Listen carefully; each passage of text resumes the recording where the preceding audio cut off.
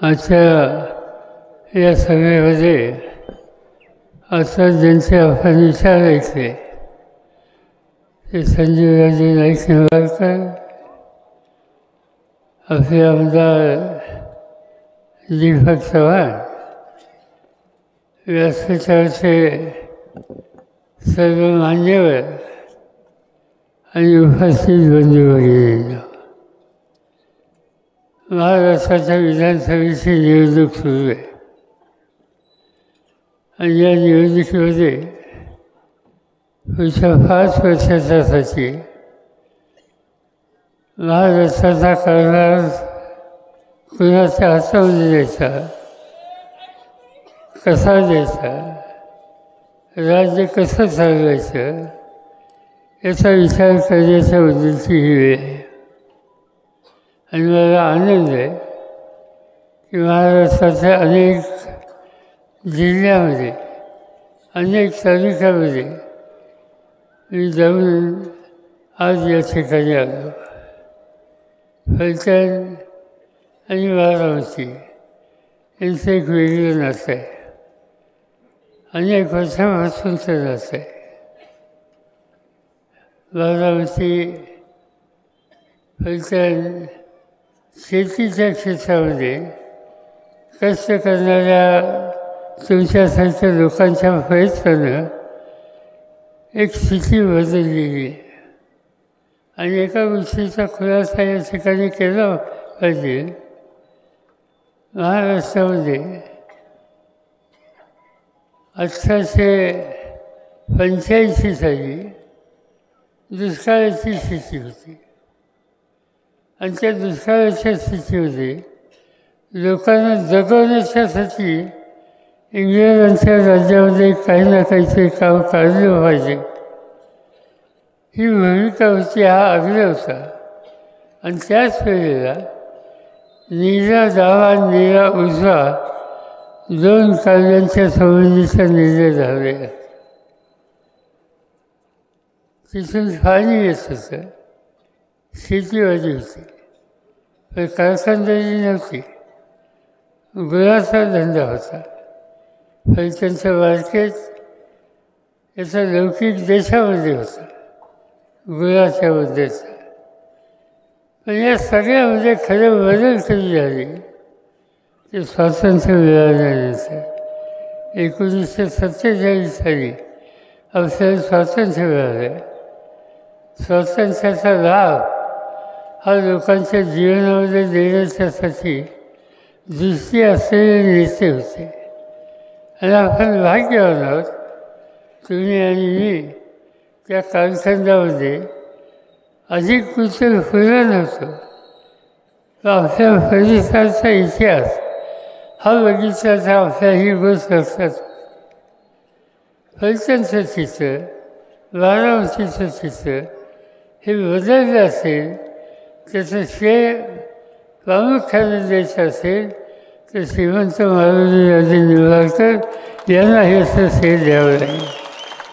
त्या सुरुवातीच्या काळामध्ये त्यांच्याकडं PWG बांधकाम, सार्वजनिक बांधकाम हे खातं होतं आणि ते आजच्या खात्यापेक्षा वेगळं होतं. त्याच्यामध्ये रस्तेही होते, त्याच्यामध्ये बांधकामही होतं आणि त्याच्यामध्ये पाणी, कॅनल या संबंधीचा सुद्धा अधिकार होता. आणि त्या सगळ्या काळामध्ये महाराज साहेबांनी या सगळ्या भागाकडं अत्यंत आपुलकीने पाहिलं. आणि हे पाहताना त्यांनी असं कधी बघितलं नाही हा फलटणचा भाग आहे, हा बारामतीचा भाग आहे, हा इंदापूरचा भाग आहे, हा पंढरपूरचा भाग आहे, फलटणपासून दूर आहे. त्यांनी विचार हा केला या परिसराच्या शेतकऱ्याच्या जीवनामध्ये बदल कसा करता येईल एवढा एकवेळ दृष्टिकोन त्यांच्यावर. आणि त्याचा सराव आज फलटण काय, बारामती काय, इथं जी काही सोबत आली त्या सोबत त्याचं योगदान आपल्याला महाराज साहेबांना द्यावं लागेल. आणि म्हणून त्या प्रसंगीचं मला त्यांची आठवण करणं अगत्याचं होऊन बसतं. कारखानदारी झाली, इथं एकेकाळी फलटण शुगर ही शुगर होते. फलटण शुगरसाठी मुंबईच्या उद्योजकांनी आणि महाराष्ट्रांच्या मदतीनं इथं सुरू झाली होती. हा कारखाना सुरुवातीच्या काळात. नंतरच्या काळामध्ये महाराजांनी बैठक घेतली आणि हा विचार मांडला की इथं शेतकऱ्याच्या मालकीचे कारखाने व्हायला हवेत. त्या मीटिंगमध्ये मालेगावचे लोक होते, छत्रपती संसार कारखान्याचे लोक होते, श्रीराम कारखान्याचे लोक होते आणि त्या बैठकीमध्ये सहकाराचा आधार घेऊन ही कारखानदारी काढण्याचा निर्णय झाला.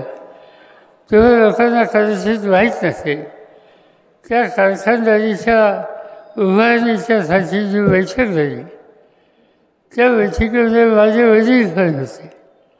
ते त्या काळामध्ये महाराजांच्या विचारानं त्या भागात काम करत होते आणि चर्चा झाली की कारखाने काढायचे. शेतकऱ्यांनी पैसे गोळा करत किती भांडवल गोळा केलं. त्या काळामध्ये भांडवल अतिशय कमी केलं. 10 लाखांनी सुरुवात झाली. नंतर ती वाढत रक्कम गेली. बँकेचं कर्ज घेतलं. त्यावेळेचं मुंबई सरकार त्यांच्याकडून अर्थसहाय्य झालं आणि या तिघांच्या साहाय्याने श्रीराम साखर कारखाना इथं आणि मालेगाव कारखाना बारामतीला, छत्रपती संसार कारखाना इंदापूर तालुक्यामध्ये हे निघू शकले आणि आपल्या सगळ्यांच्या जीवनामध्ये या कारखानदारीमुळे प्रचंड परिवर्तन झालं. आणि या परिवर्तनाचं श्रेय ज्यांना आहे त्यांचं स्मरण करणं ही तुमची माझी जबाबदारी आहे.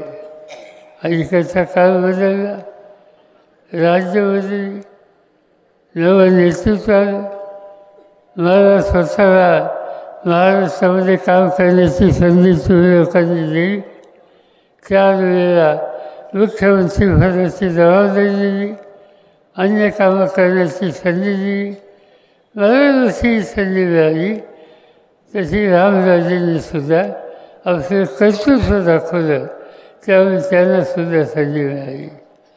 रामराजे मी त्यांना ओळखतो. ते लॉ कॉलेजचे प्रोफेसर होते. पुण्याच्या लॉ कॉलेजमधून रामराजे बाहेर पडले, लिगल डिग्री घेतली. नंतरच्या काळामध्ये काही काळ प्राध्यापक म्हणून काम केलं आणि नंतरच्या काळामध्ये आपल्या घराण्याची समाजाची सेवा करण्याची जी उन्नती आहे त्या रस्त्याने जायचा निकाल त्यांनी घेतला आणि त्याच्यातूनच एक दिवशी महाराष्ट्राच्या विधानसभेमध्ये विधान परिषदेमध्ये अपक्ष सभासद म्हणून ते निवडून आले आणि पहिली निवडणूक झाल्याच्यानंतर पुढच्या दोन्ही निवडणुका तोपर्यंत राष्ट्रवादी काँग्रेस पक्षाचा जन्म झाला. त्या पक्षाच्या वतीनं महाराष्ट्राच्या विधिमंडळामध्ये ते आपले प्रतिनिधी म्हणून आले आणि अत्यंत जागरूक लोकांच्या प्रश्नाची बांधिलकी असते आणि विशेषतः पाणी खेड्यापाड्याच्या शेतीला पाणी कसं देता येईल या संबंधीचा एक अभ्यासू सदस्य म्हणून त्यांचा लौकिक होता. त्यांनी या क्षेत्रामध्ये मोठं काम केलं. कृष्णा खोरा हा एक आपल्या भागाचा महत्त्वाचा भाग आहे, महत्त्वाचा हिस्सा आहे. कृष्णा खोऱ्याची प्रगती ही सबंध पश्चिम महाराष्ट्राच्या अनेक जिल्ह्यांच्या जीवनामध्ये बदल करणारी अशा प्रकारचा तो प्रकल्प होता आणि त्या कामाची जबाबदारी रामराजेंनी आपल्या खांद्यावर घेतली आणि त्यांच्या कारखान्यामध्ये या कामाला गती मिळाली आणि त्याचे परिणाम आज सातारा जिल्हा असो, पुणे जिल्हा असो, त्याच्या अनेक भागामध्ये आपल्या सगळ्यांसुद्धा बघायला मिळाले. याचा उल्लेख मी का केला आणि त्याला कारण आहे. मला काल कुणीतरी सांगितलं एका अधिकाऱ्यांनी सांगितलं मला की साखरवाडीला काहीतरी सभा झाली आणि त्या साखरवाडीच्या सभामध्ये राज्य सरकारच्या एका नेत्याने रामराजांच्यावर हल्ला केला. मला काही समजलं नाही. त्यांनी हल्ला केला. हल्ला करत असताना अनेक गोष्टी सांगितल्या. त्यांनी सांगितलं की रामराजेला मी आमदार केलं. म्हणजे गमतीची गोष्ट आहे. रामराजेला आमदार त्यांनी केलं. हे पक्षाचा अध्यक्ष मी, कोणाला तिकीट द्यायचा अधिकार माझ्याकडे. ज्यांनी रामराजेला आमदार केलं सांगितलं त्यांनाही पहिलं तिकीट मी दिलं. शासन मंत्रिमंडळामध्ये आम्ही लोकांनी घेतलं आणि त्यांनी सांगावं रामराजेंना मीच केलं. माझं नशीब चांगलं आहे. त्याचं असं सांगितलं होतं की पवार साहेबांना सुद्धा मीच आमदार. किती बोलावं, कसं बोलावं याच्यासंबंधी योग्य नाही. हे एकमेकाचा राजकीय मतभेद असतात पण एकमेकाचा सन्मान ठेवायचा असतो. रामराजे हे विधिमंडळ सभासद होते. ही पदं असतात. पदाची प्रतिष्ठा ही ठेवायची असते. पदाची प्रतिष्ठा आपण ठेवली, व्यक्तीची प्रतिष्ठा आपण ठेवली तर लोक आपल्याबद्दलसुद्धा त्याच भावनेने बघत असतात. आणि जर आपण उगीचच कोणाच्या टीका टिप्पणी करत असतो तर आपल्याबद्दल लोक कदाचित तुम्ही जाहीर बोलणार नाहीत पण आपल्याबद्दलचा बघण्याचा दृष्टिकोन त्यांचा अतिशय वेगळा होईल. आणि त्यामुळे ही काही गोष्ट खरी नाही. रामराजे पहिल्यांदा आमदार झाले ते अपक्ष स्वतःच्या कर्तृत्वानं कोणाच्याही मदतीशिवाय त्यामधून ते झाले. आणि नंतरच्या काळामध्ये मी आत्ता सांगितल्याप्रमाणे पक्षाची स्थापना झाली.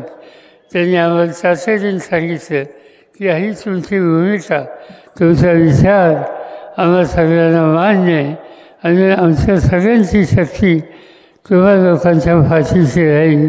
हे सूत्र त्यांनी त्या ठिकाणी सांगितलं होतं.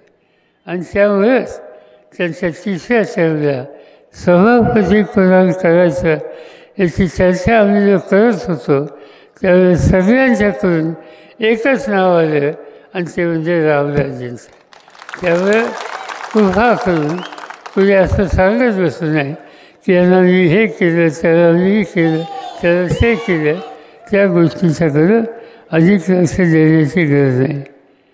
आज अनेक गोष्टी या आपल्या सगळ्यांना शिवून बोलायची माझी इच्छा होती. महाराष्ट्राच्या विधानसभेची निवडणूक आली. त्याच्या आधी वर्ष होत असताना लोकसभेची निवडणूक झाली.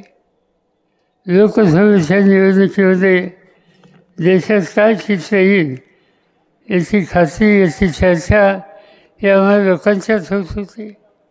प्रधानमंत्री नरेंद्र मोदी होते. सर्व देशामध्ये ते सांगत होते निवडणुकीच्या तोंडाशी की मला 400 जागा द्या, 400 फार जाएंगे. सतत मागणी की माझ्या पक्षाला माझ्या नेतृत्वाखाली 400 खासदार निवडून द्यायची गरज आहे. आम्ही पार्लमेंटमध्ये होतो. आम्ही बसून चर्चा करायचो की देश चालवायचा असेल तर बहुमत पाहिजे. पण बहुमत म्हणजे 350 लोक असते, 300 लोक असते, 350 लोक खासदार असते तेसुद्धा पार्लमेंटचं कामकाज चालवणं शक्य होतं. मला आठवतं आहे नरसिंहराव प्रधानमंत्री होते. त्यांच्या मंत्रिमंडळामध्ये संरक्षण खात्याचा मंत्री मी होतो आणि आमचं सगळं बहुमतसुद्धा नव्हतं. आणि बहुमत असतानासुद्धा 5 वर्ष आम्ही राज्य चालवलं, देशाचा कारभार केला. आणि हा सर्व अनुभव असताना मोदी साहेब 400 हा आग्रह का करतात? आणि त्याच्यानंतर गोष्ट एक लक्षात आली की या देशाला डॉक्टर बाबासाहेब आंबेडकरांनी घटना दिली आणि त्या घटनेमध्ये काही बदल करायचा असेल तर तेवढी मोठी संख्येची आवश्यकता आहे. मोदी साहेबांना बाबासाहेब आंबेडकरांच्या घटनेमध्ये बदल करण्याच्या संबंधीचा विचार हा त्यांच्या मनात असावा ही शंका आम्हा लोकांना आली आणि म्हणून दिल्लीमध्ये आम्ही लोक एकत्र आलो. आम्ही लोक याच्यामध्ये सोनिया गांधी होते, राहुल गांधी होते, मी स्वतः होतो, कर्नाटकचे मुख्यमंत्री होते, तामिळनाडूचे मुख्यमंत्री होते, केरळचे मुख्यमंत्री होते, पश्चिम बंगालच्या मुख्यमंत्री होत्या आणि सगळ्यांनी आम्ही बसून ठरवलं आपण एक राहिलं पाहिजे. आणि आपण एक राहिलो नाही तर या देशाच्या घटनेची संविधानाची खिलवाड केली जाईल आणि त्यासाठी आपण एक राहून समाजाच्या समोर जाऊया, मतं मागण्याच्यासाठी जाऊया. आणि असं म्हणून आम्ही मतांची मागणी सुमार लोकांना केली आणि मला अभिमानच होता की या कामामध्ये महाराष्ट्राने फार पुढाकार घेतला.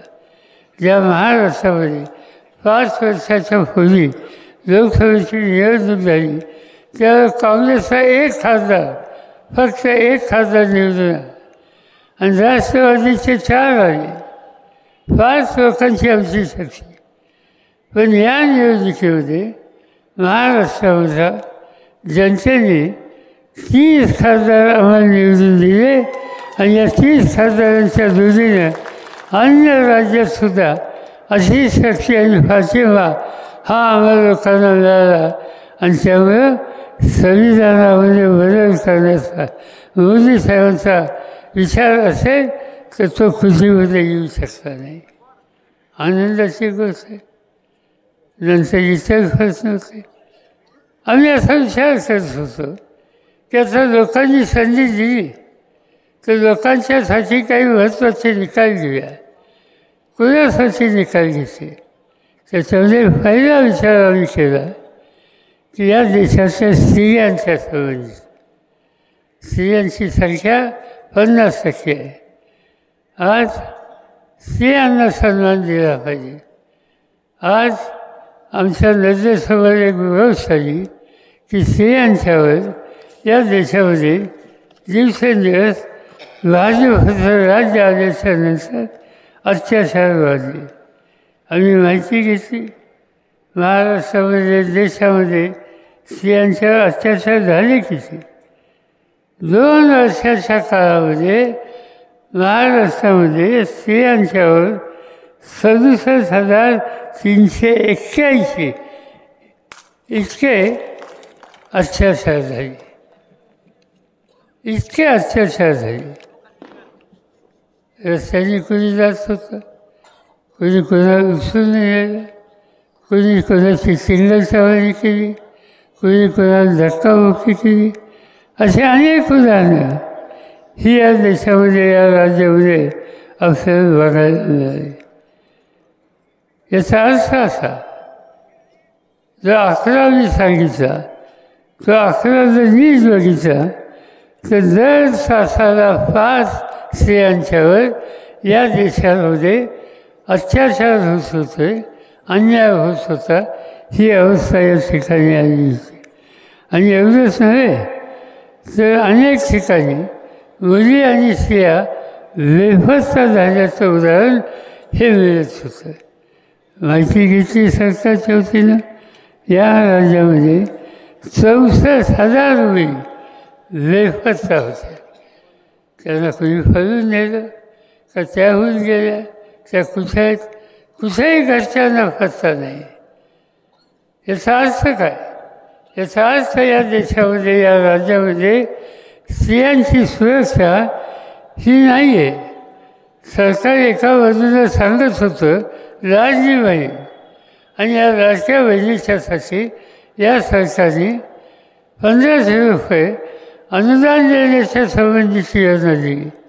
एका बाजूला 1500 देश आणि दुसऱ्या बाजूने काही हजार स्त्रिया, काही हजार या लाडक्या बहिणी, त्यांना बेफासा झालेलं बघायचं.